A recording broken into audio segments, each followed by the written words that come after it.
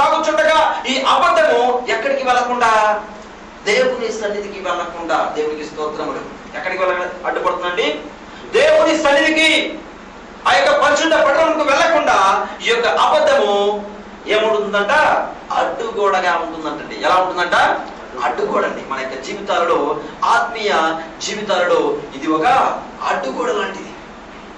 ఎందుకంటే ఈరోజు అనేకమైన రీతులుగా మనుషులు, విశ్వాసులు, క్రైస్తవులు చేస్తున్న పని ఏమిటంటే బొంకుట, దేవునికి స్తోత్రములు, అబద్ధము చెప్పుట. ఇది చాలా చిన్నదే కదండి, ఇది చాలా చిన్నది. వెంటనే మనం చెప్పే మాట ఏమిటండి? అబద్ధమే. విశ్వాసి అనేకమైనటువంటి తప్పులు చేయకపోవచ్చు, దేవునికి లోబడి జీవిస్తూ ఉండి ఉండవచ్చు, కానీ ఇక్కడికి వచ్చే సమయానికి ఆ వ్యక్తి ఏం చేస్తున్నాడంటే వంకుతున్నాడు. క్రీస్తును ప్రేమించగలరా? ఎందుకు ఈ మాటలు నేను చెబుతున్నానంటే, వంకుట వలన అనేకులు దేవుని నుండి దూరమైనట్లు మనం చూస్తున్నాం. వంకుట వలన అనేకులు దూరము నుండి దేవునికి దూరమైపోయారు. ఆ రోజు మనం గమనించినట్లయితే సంఘములో, పరిశుద్ధ సంఘములో సభ్యులుగా ఉండడం కొరకు ఆనాడు సంఘమంతా కూడా దేవుని సన్నిధిలో సమస్తాన్ని తీసుకుని వచ్చి ఆ యొక్క దేవుని యొక్క బిడల పాదాల ముందు పెంచేవారు. వారి యొక్క ఆస్తులను తీసుకొచ్చి దేవుని సన్నిధిలో వారి యొక్క పాదాల ముందు పెంచేవారు. అదే సమయంలో సంఘంలో ఉన్నటువంటి కొందరు వ్యక్తులు మనకు తెలుసు, వారు అనన్య, సిప్పిరా. వారి యొక్క జీవితాలు మనం గమనించినట్లయితే వారు చేసింది ఏమిటంటే దేవుని సన్నిధిలో వంకారు. ఏం చేశారట? దేవుని సన్నిధిలో అబద్ధం ఆడారు, ప్రేమించవాడారు. ఎందుకు ఈ మాట చెప్తున్నానంటే, వారు సంఘముతో సహవాసము కలిగి వారు జీవిస్తున్నవారు.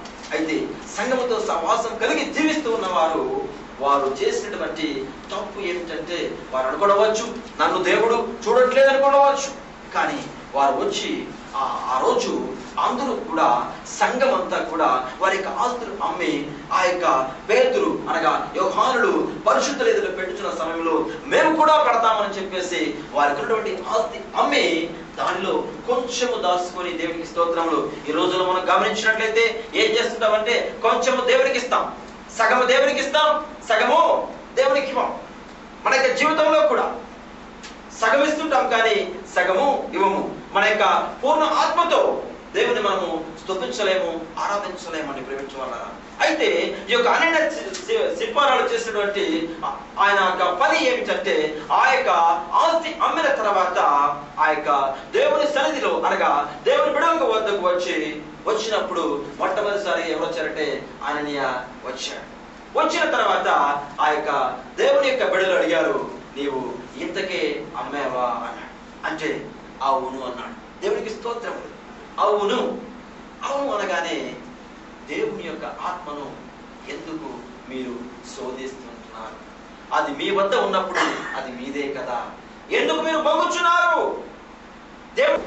దేవుడు హృదయాంతరంగా ఎరిగిన దేవుడు కాదా?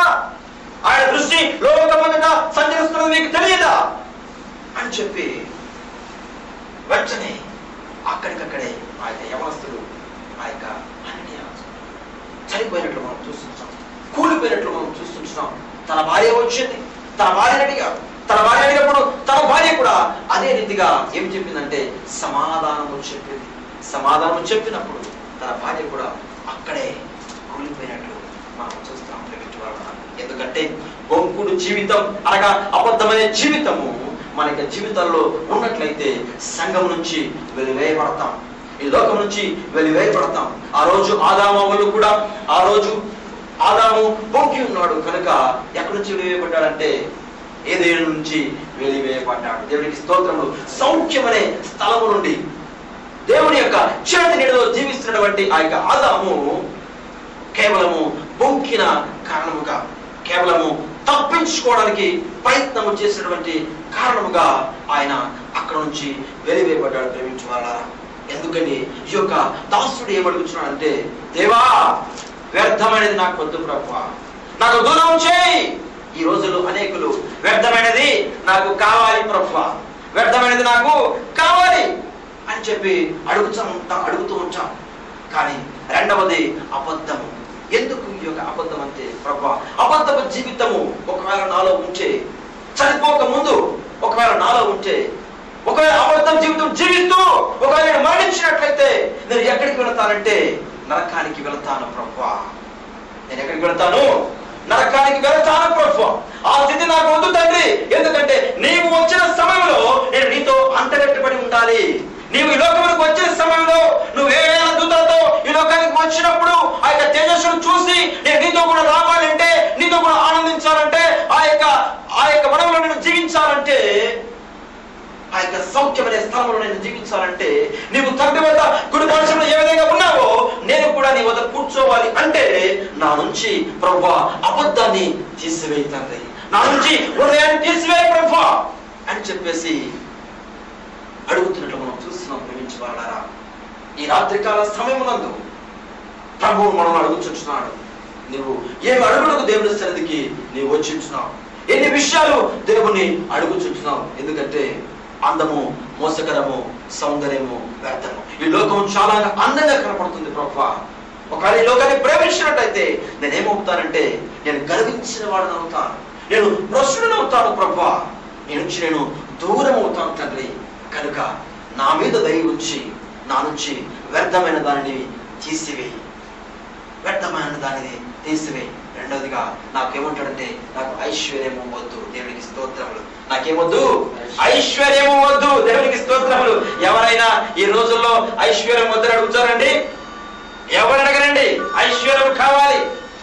ఐశ్వర్యం ఏం కావాలి?